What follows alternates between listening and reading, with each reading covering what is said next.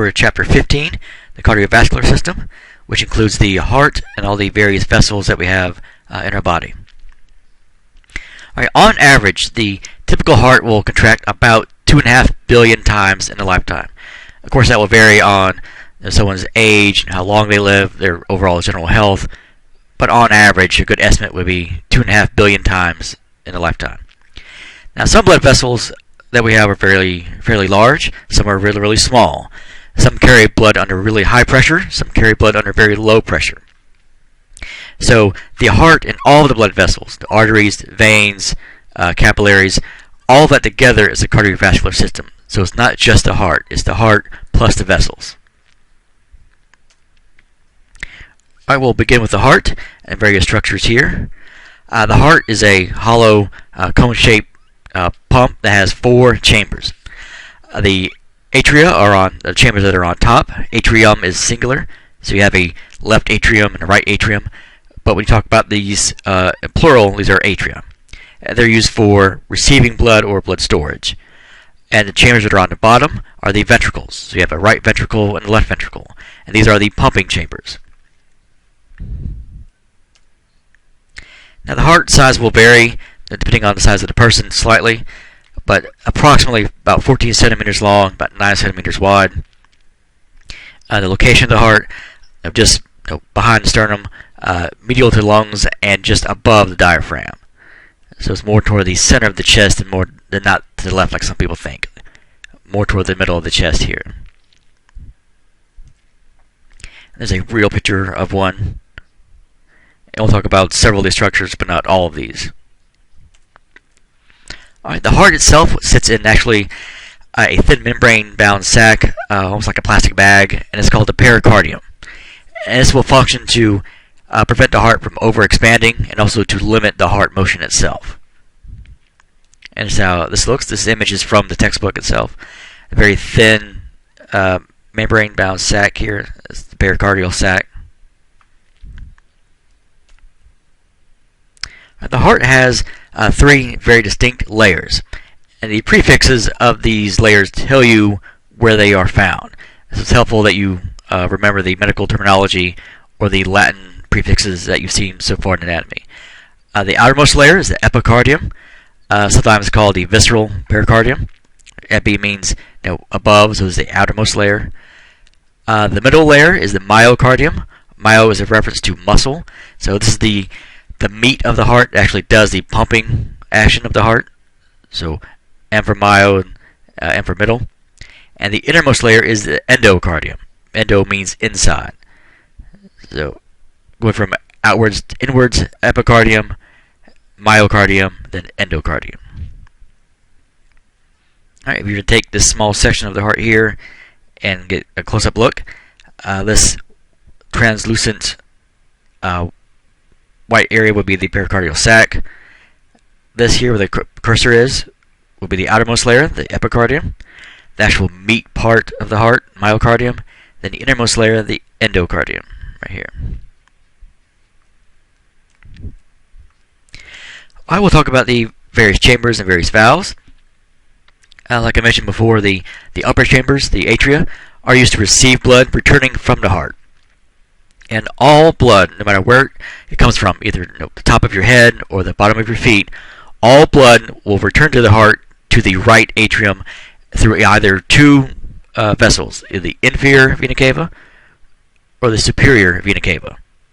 So all blood coming back to the heart goes to the right atrium through either one of these 2 vessels. And the left atrium receives blood coming back from the lungs through the pulmonary veins. And this image I will pull up again once we go through the order of blood flow throughout the heart. But all blood enters here, the right atrium, through either the superior vena cava or the inferior vena cava. Again, this is a good example of how important it is to know your terminology when it comes to anatomy. Superior means above, inferior means below. Just like at your job, your superior is someone who's above you, your inferior is someone who is below you. And also don't confuse right and left. Even though this is the left-hand side of the image you're looking at, it's not about you, the observer. It's about the subject. This is the right-hand side of the heart. All these terms, superior, inferior, lateral, medial, right, left, are all based on anatomical position. So yes, that's the left-hand side of the picture, but that doesn't matter. This is the right-hand side of the person's heart. So right atrium, right ventricle, left atrium. Alright, valves, these are important to prevent the backflow or the regurgitation of blood. You don't want blood to be going backwards. You want blood to be moving forward at all times, because these are the only way in and out of ventricles, or through these valves. The tricuspid valve is found between the right atrium and the right ventricle. It has 3 leaflets, or 3 flaps, that open and close. The pulmonary valve is found between the right ventricle and the pulmonary artery. It also has 3 leaflets, or 3 flaps. The mitral valve, sometimes called the bicuspid valve, is found between the left atrium and the left ventricle. And this one only has 2 flaps. That's why it's called the bicuspid valve. And lastly, the aortic valve is found between the left ventricle and the aorta. This also has 3 flaps, or 3 leaflets. So of these 4 valves we talked about, only one is odd and only has the 2 flaps. That's the mitral valve. So tricuspid has 3, pulmonary has 3, aortic has 3, mitral only has 2. Within these valves, you'll have very strong fiber strings called chordae tendineae, and these are used to control the movement of the flaps found in the tricuspid and mitral valves. So it's important that these flaps open and close at the same rate at the same time. We don't want anything involving the heart to get out of sync or out of order. And if these flaps don't close correctly, if one's a little bit slower than the other, that's when you get a heart murmur. That's when you get blood flowing backwards.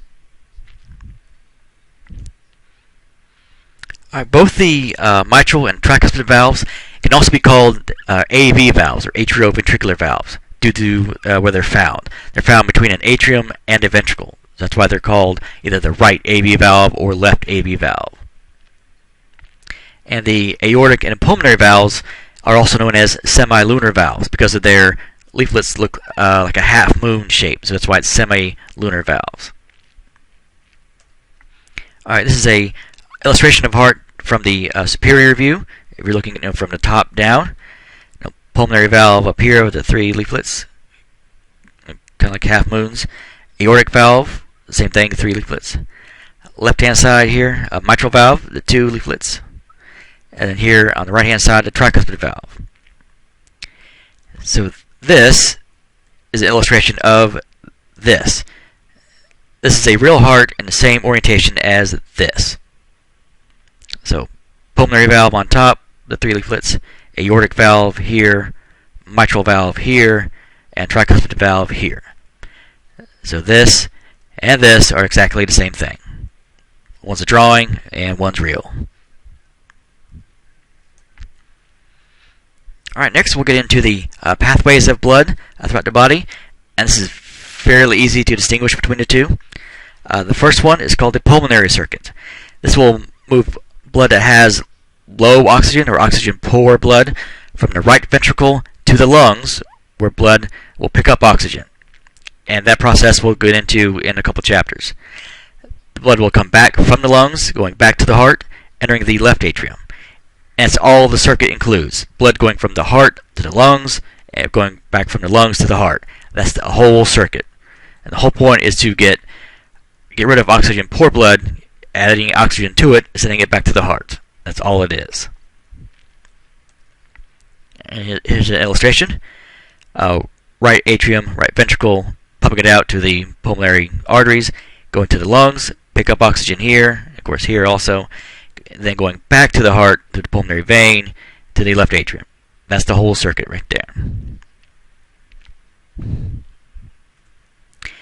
The rest of the blood flow will go through the systemic circuit. This is what will provide blood supply to all the tissues. So when you think of your heart pumping blood to your body, you're thinking of this. This will carry oxygenated blood from the left ventricle through the arteries to the tissues. Then after that blood is used, taking that blood back to the heart via the veins. So pulmonary circuit just involves the heart and the lungs, Everything else is the systemic circuit. Okay, here's a diagram of putting those both together. Let's see, right atrium, right ventricle, pumping to the lungs, pick up oxygen. That's the pulmonary circuit. That's all. And then blood going from left ventricle through the aorta to the rest of the body is the systemic circuit throughout the whole system of the body. That's why it's called systemic. And then, of course, back to the heart. All right, next, we'll get into the heart action. Blood has to flow through the heart in a very coordinated manner. So everything in the heart has to be done very sequentially. Everything needs to be very tightly scheduled. When things with the heart get out of order, it can be potentially very serious or even fatal. So some valves have to be open, and the valves have to be closed.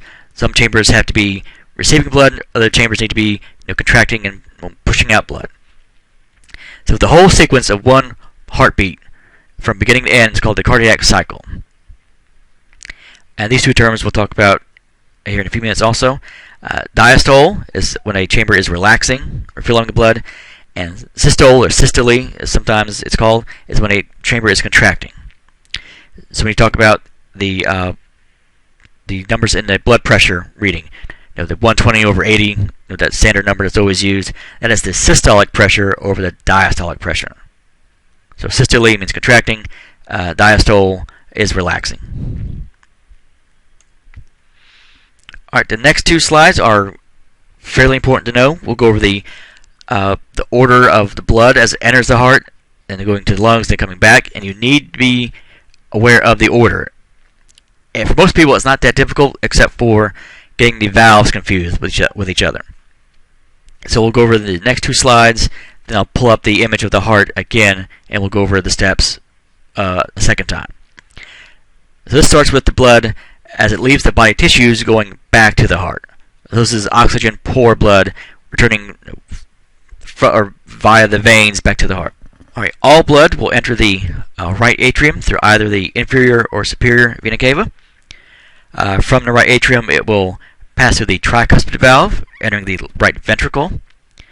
From here, this blood is pumped through the pulmonary valve, going through the pulmonary arteries, that go to the lungs to pick up oxygen. So everything on the right-hand side of the heart is involving blood without oxygen. Alright, from here, it will go to the lungs, pick up oxygen, then will need to come back.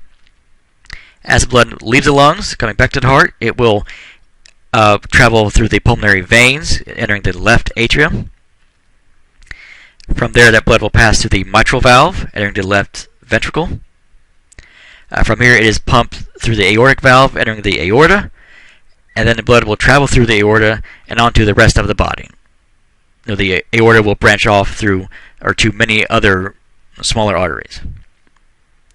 So going back to this original image here, so all blood enters either through here or here to the right atrium, through the tricuspid valve here to the right ventricle.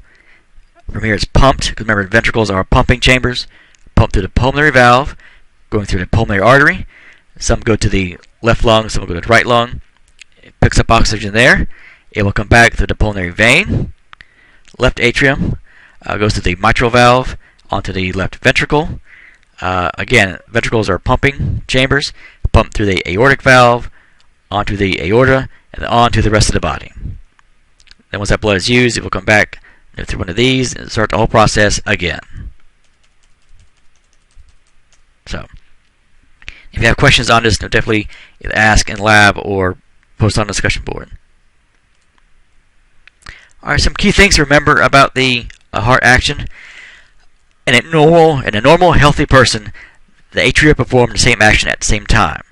So both have to be, releasing their blood at the same time, or both receiving blood at the same time.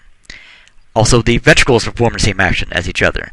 They are both filling with blood at the same time, or they're both contracting or injecting the blood at the same time.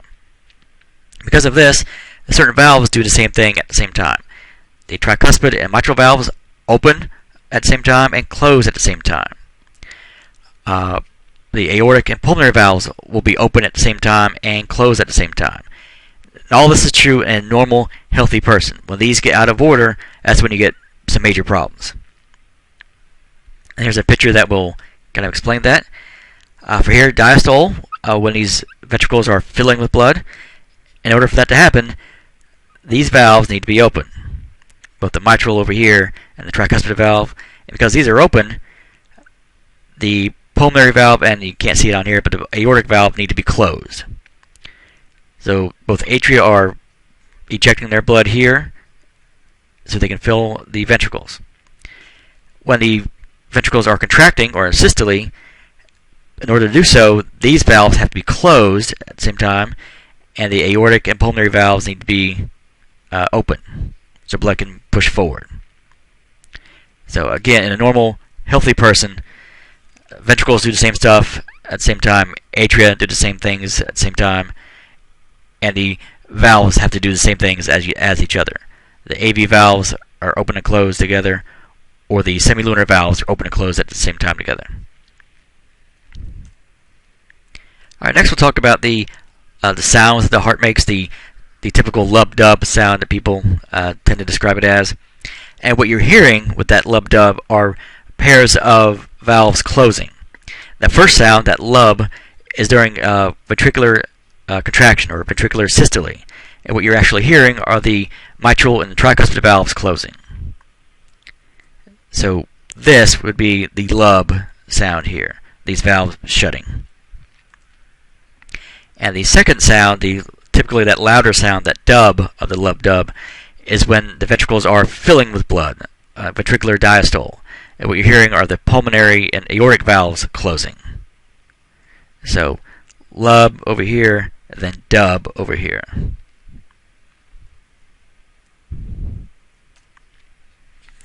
Alright, next we'll get into cardiac conduction. The heartbeat is triggered by an electrical impulse and carried out by action potentials. Hopefully you remember what that term means when you cover the nervous system. You know, the action potential going down the axon, going onto the target tissue.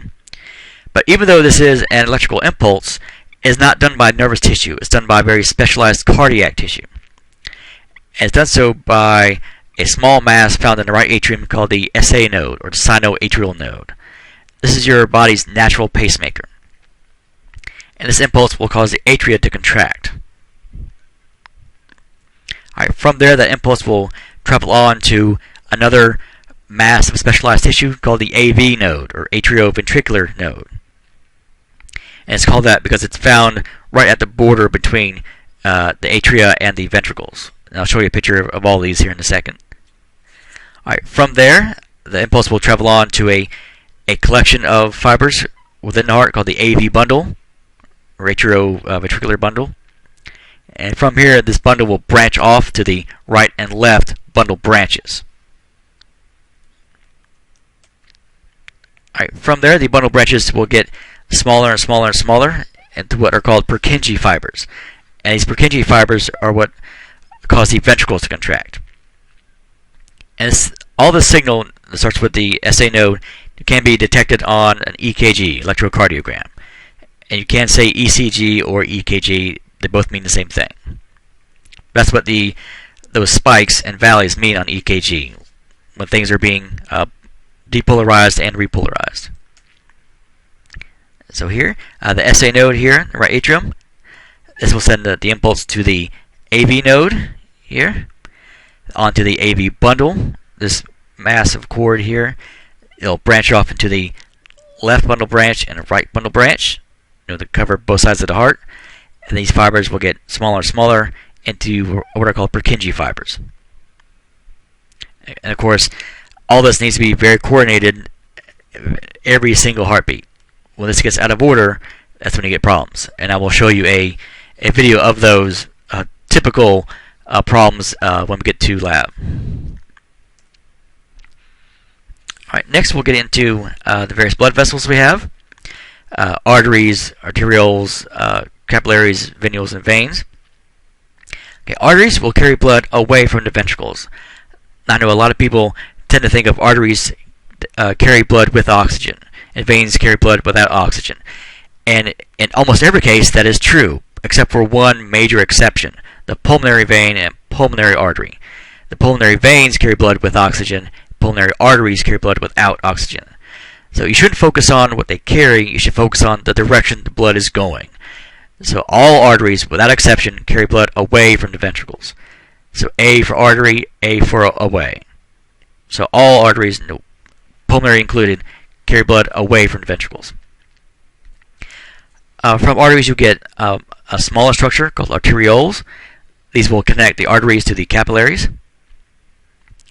At capillaries is the site of all exchange between blood and tissues. This is where everything gets done in the body in capillaries because they're so small. From capillaries you'll get to small veins. There's a structure called venules. These receive blood from the capillaries, and these venules will connect to the veins, and these will carry blood toward the atria of the heart. Okay, here's a nice little illustration showing all of those. You have arteries here that will connect to smaller structures called arterioles that will meet up with capillaries. From capillaries, you get blood going to venules, which are really the small veins, then on the veins, then onto the heart. Alright, we'll start with the arteries.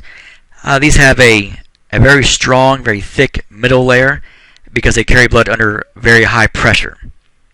And they also have a layer of tissue that's very elastic that allows for stretching because it carries blood under such high pressure. But because they have that very thick, strong middle layer, they lose the space that allows them to carry blood, that lumen.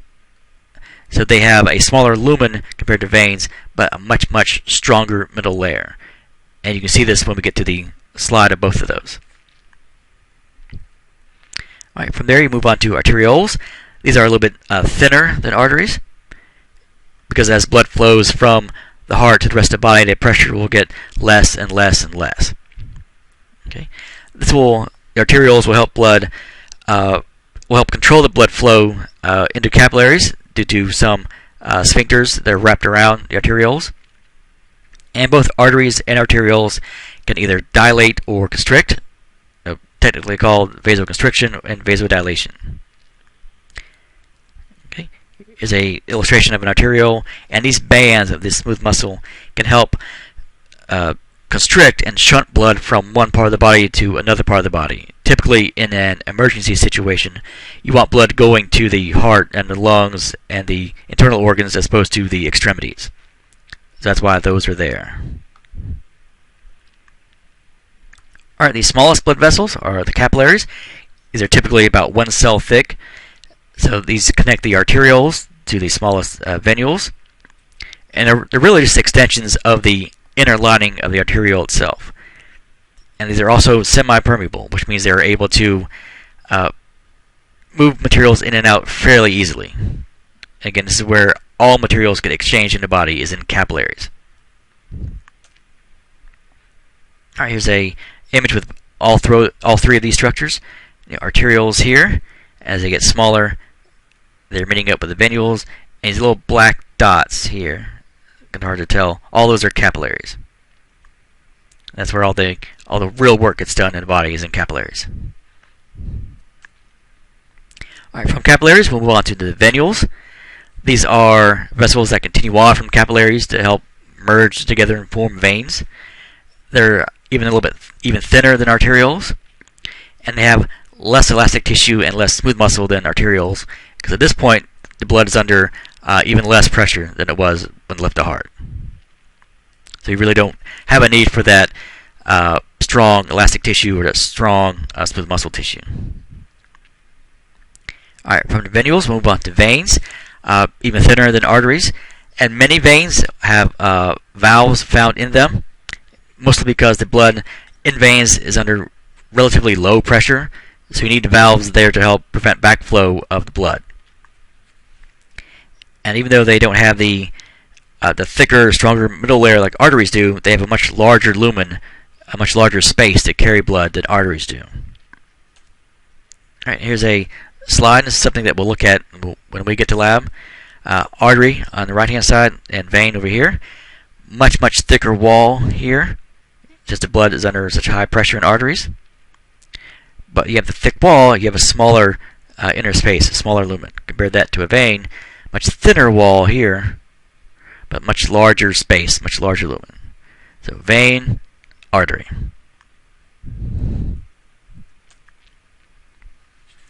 All right, blood pressure. That's the force of the blood that it exerts against the inner wall of blood vessels. And it's usually more commonly referred to the pressure in the systemic arteries. All right, arterial blood pressure. This will go up when the ventricles contract, and then as the ventricles relax, the number will go down. And we mentioned it a few slides ago, the systolic pressure and diastolic pressure. Systolic pressure is the maximum pressure found during ventricular contraction, and the minimal pressure when a ventricle is relaxed is the diastolic pressure. If you've ever manually taken a blood pressure with a blood pressure cuff, that last number you have on the dial when you're able to hear the blood flow, that's the diastolic pressure. All right, here's some common places not only to detect the pulse, but be able to detect blood pressure. A blood pressure cuff will go here on the brachial artery, but you can also get it on the radial, or femoral, or popliteal, or dorsalis pedis. So there are multiple places to take blood pressure and pulse. All right, cardiac output, or CO. This is a measurement, a calculation. This is the volume of blood per minute that the heart pumps. Now this is determined by the amount of blood pumped out of the ventricles for every heartbeat, times 60 seconds for 1 minute. And the amount of blood that's pumped out every heartbeat is called the stroke volume. So stroke volume times 60 seconds is equal to 1 minute will give you the cardiac output. Now the blood pressure is proportional to cardiac output. If CO goes up, blood pressure will go up. And also if this goes down, then blood pressure will go down also. The blood volume. This is the sum of all the blood cells and the plasma volumes together. So everything in the blood, the volume of the blood, basically. Now, the blood pressure is proportional to this blood volume. If you have more blood volume, blood pressure will go up because there's more stuff to move around. If blood volume goes down, pressure goes down. Viscosity. This is the formal definition here, the tendency of fluid to resist flowing due to internal friction. What that really means is the thickness of a fluid. Something like motor oil has a very high viscosity because it's very thick. Maple syrup, very high viscosity because it's very thick. Water is very thin, easy to flow, easy to move around, so it has a low viscosity. So you don't want the blood to be too viscous because this means the heart's going to have to work harder to get it moved around throughout the body. So viscosity, think of that as thickness of fluid. Peripheral resistance, the friction between the blood and the vessel walls. This is proportional to blood pressure. If you get more stuff in the way, increased resistance, blood pressure has to go up to counteract that. And the good examples of these are blockages within vessels. So if you have a vessel that is blocked with a plaque or cholesterol or something blocking a vessel, the heart's going to have to work harder to pump the blood around it. Here's an illustration of this. A typical, normal artery, when you get an obstruction like this, like a plaque or fat or whatever, you're going to narrow the space that blood can flow through, so the heart has to work harder for moving the same volume of blood. So blood pressure will go up. Okay. Those are illustrations. Here is a real one. The artery wall is here, so all of this here should be an empty space for blood to flow. But because of this lesion here, the lumen that's left is this small space here. Okay. Same thing for here. It should be this whole entire space here. But because of this lesion, the lumen that you have is only here. So that means higher blood pressure, which could ultimately be very dangerous. So when someone says, their coronary arteries were 80% blocked, 90% blocked, this is what they're referring to. How much of this space is blocked? Alright, all that was blood flow in the arteries. Now we'll talk about blood flow in the veins, or the venous blood flow. The blood pressure will drop as it travels throughout the arteries and capillaries. So by the time it gets to the veins, it's under relatively low pressure. That's why you need the valves to help keep the blood flow moving in veins, and also will help be moved around by skeletal muscle contraction. Because if you were to stand perfectly still and not sway left or right, the blood would actually pool in your feet and in your lower legs, and you would actually pass out. So that's why it's important to keep moving, to keep the blood flow in the veins moving back to the heart. And this is how that looks. Here, the blues is going to be veins, the valves here, and as these skeletal muscles contract, they basically squeeze on this vessel, moving the blood back to the heart. Okay. Alright, this will conclude the chapter on the cardiovascular system. And like always, if you have questions, please contact me either in lab or email or text, or come by the office, or also post on the discussion board.